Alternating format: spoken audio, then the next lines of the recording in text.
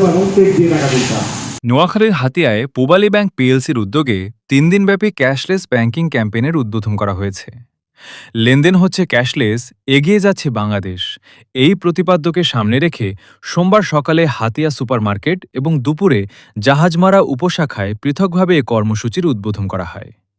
উদ্বোধনী অনুষ্ঠানে প্রধান অতিথি হিসেবে উপস্থিত ছিলেন পূবালী ব্যাংক নোয়াখালী অঞ্চলের অঞ্চল প্রধান মোহাম্মদ সাইফুল ইসলাম।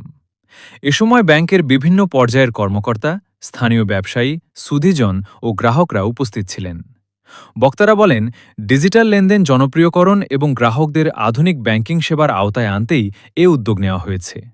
ক্যাম্পেইন উপলক্ষে হাতিয়া সুপারমার্কেটে একটি অস্থায়ী ব্যাংকিং বুথ স্থাপন করা হয়েছে, যেখানে বিনামূল্যে ব্যাংক হিসাব খোলা, তাৎক্ষণিক ডেবিট কার্ড প্রদান, মোবাইল অ্যাপ নিবন্ধন, বাংলা কিউআর ও পিওএস সেবাসহ বিভিন্ন আধুনিক ব্যাংকিং সুবিধা দেওয়া হচ্ছে।